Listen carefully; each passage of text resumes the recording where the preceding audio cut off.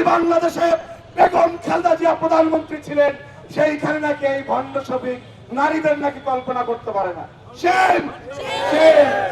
একটা দল এত ভণ্ড হয় কেন? আরে একটা লিমিট থাকে ভাই। নির্বাচন নিয়ে সকালে এক কথা, বিকালে এক কথা, গণভোট নিয়ে সকালে এক কথা, বিকালে এক কথা, সমাজকার নিয়ে এক এক সময় এক এক আলাপ।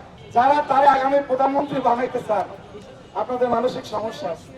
এই বিদ্যাপীঠে যারা শিক্ষকতা করে তাদেরকে আমরা জাতির বিবেক বলি। এই বিদ্যাপীঠে যারা শিক্ষকতা করে তারা রাষ্ট্রপতি হয়। এই বিদ্যাপীঠের শিক্ষকেরা বাংলাদেশের এমিরিটাস প্রফেসর হয়। এই বিদ্যাপীঠের শিক্ষকেরা বাংলাদেশের দিক নির্দেশনা দেয়। আপনার মতো মানুষ এইখানে কেমনে আসলো এটাই বোঝা যায় এই প্রক্রিয়ায় কি রকমের জালিয়াতি হয়েছে। সুতরাং আপনি যদি এই বিষয়ে কথা না বলেন, আমিরের বক্তব্য যদি উত্তর না দেয়, আমি মনে করব উনি যেটা বলেছে কথাটা আপনার ক্ষেত্রে একরকম হইতে পারে। আপনাকে কিন্তু আমরা বলি না, আবার বললেন না যে এটা করছে, এটা আপনাদের আমির কইছে, আর আমরা কি করবো ভাই? উনি একটা দলের প্রধান, উনি যদি আপনারা এই নামে ডাকে আমরা সেটা বলবো না? আসতে কথা বলবো।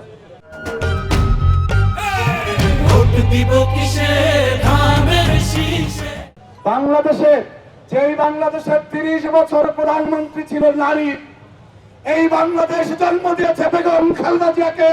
যেই বাংলাদেশে বেগম খালেদা জিয়া প্রধানমন্ত্রী ছিলেন সেইখানে নাকি এই ভণ্ড ছবি নারীদের নাকি কল্পনা করতে পারে না।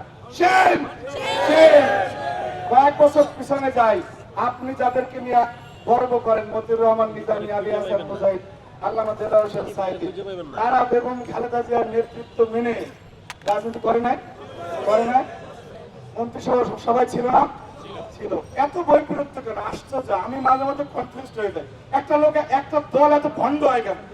আরে ভাই, একটা লিমিট থাকে ভাই।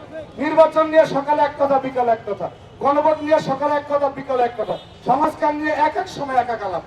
কালকে একটা ভিডিও ক্লিপ সামনে আসছে, দেখি বলে যে আমরা মানুষকে তীব্র আক্রমণ করে কথা বলি না। আবার আর এক জায়গায় যাই কইতেছে যে আপনার কি বলে অস্তিত্ব থাকবে না গর্ত থেকে, মানে যখন যা ন্যূনতম একটা ওজন থাকা উচিত। বক্তব্য শেষ। যারা তারা আগামী প্রধানমন্ত্রী বানাইতে চান, আপনাদের মানসিক সমস্যা আছে। এই লোকটা সর্বোচ্চ ধর্ম প্রতিমন্ত্রী হইতে পারে, সেটা যদি বাংলাদেশে দেউলিয়া হয়ে যায় সর্বোচ্চ ভাই। আমার তো সহজের দ্বারা এটা আমার বিরোধিতা করে, সমস্যা নাই, সর্বোচ্চ। এই যে জাফর ভাই, আমাদের এই আবু জাফর ভাই ছাত্র দলের 3 বার নির্বাচন করছে, আমাদের জনাব আবির 3 বার নির্বাচন করে একবার হওয়ার মতো আমি মতো ভোট পাই না। সেনাকে এই দেশের প্রধানমন্ত্রী হবে। আপনারা যারা কম হাসেন তারা এই কথা একটা হাসি দেন তো ভাই। 3 বার নির্বাচন করে প্রথমবার ভোট পাইছে 11,000।